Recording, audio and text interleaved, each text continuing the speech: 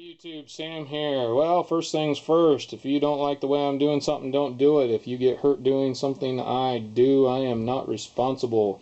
I am by no means an electrician, nor do I assume to be. But I'm going to build something similar to this box right here. This is just kind of give you an idea. Basically a plug-in on the end of an extension cord. Kind of a homemade extension cord type thing. I'm doing something in my trailer, so go check out some of my RV videos or trailer videos that I'm doing, and you'll kind of see where I'm going to be using this at. Right now I'm just going to build a box similar to this, and I figured I'd go ahead and show you guys. You need a box. I prefer metal boxes, especially if they're just going to be hanging out in the middle of nowhere. You need a plug-in to put in the box. You need a cover plate to cover up all the wires in the box.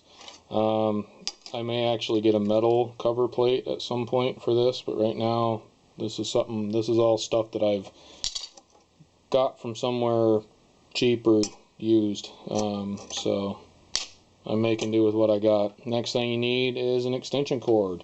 I'm using this orange one. I wish it was a little thicker, but it'll work for what I'm doing, so I'm only going to make about a 5-foot cord maybe out of this, and it's just an old extension cord that the ends have been cut off of because they were going bad or something, but I always keep lengths of these just in case I need to do something like this. You're going to strip off the end of this. Don't nick your wires.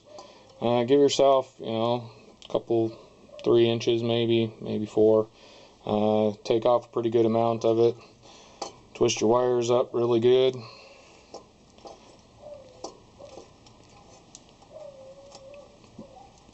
And then you got your plug. And on your plug, on your wire you got black, white, and green. Green's always ground, the same as your house. Green is ground, white is neutral, and black is power. So therefore, on here, your ground goes on this. Usually there's a green screw here. This one's not green for some reason, but that's your ground. Then you got a white or light colored screw here. That's where the white goes. And then you got a darker colored or brass kind of colored screw. That's where your black's going to go. I'm going to start with my ground. Stick it on there. Bring it around. And tighten her up good. When it comes to these, tighter is better. You don't want this stuff getting loose, because it's the loose wires that wiggle around that cause shorts and cause things to start sparking inside when things start moving. So I got that pretty tight on there. Something else you saw me do is I wrapped it in the direction of the screw. So if I was to put this way and then start screwing it in, it's going to unfray all the wires in here. So you always want to go that direction. Same direction as you're screwing. And I got a white one here. I'm going to put it on the light colored screw. And tighten it up good.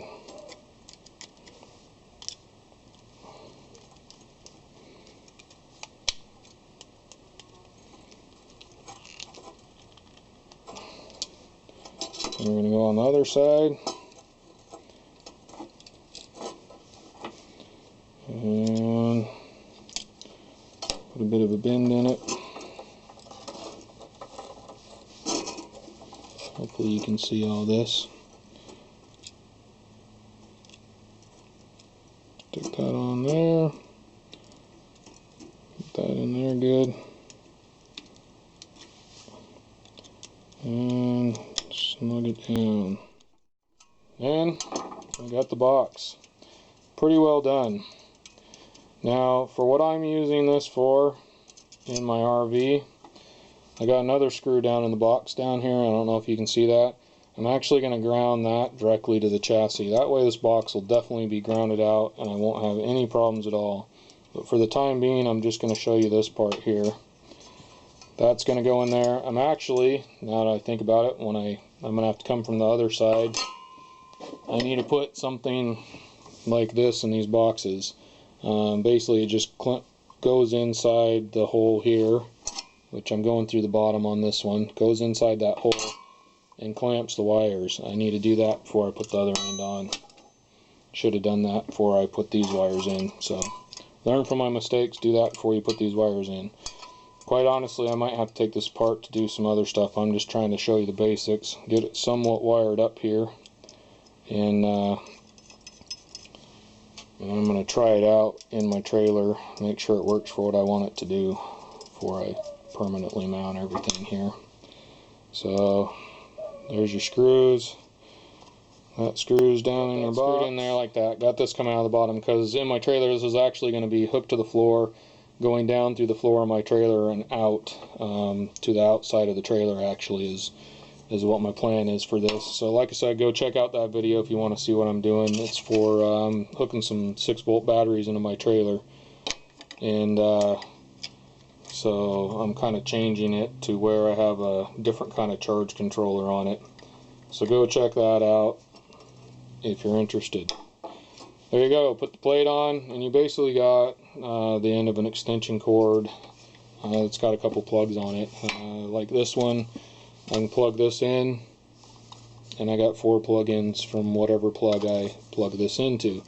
Now I have a video actually on putting one of these on your extension cords. I believe it's something like how to fix an extension cord. I honestly don't remember what the name of it is, but when it's all said and done, you're going to go to the other end, and if you're lucky, you have one that has a good plug-in end, and then that's all you need to do is do this side. Unfortunately, I need to go ahead and put a plug on this, and like I said, I have a video on how to put plugs on these, so go check that out. Alright, this is Sam, Jack of all, Master of none. Y'all have a good one.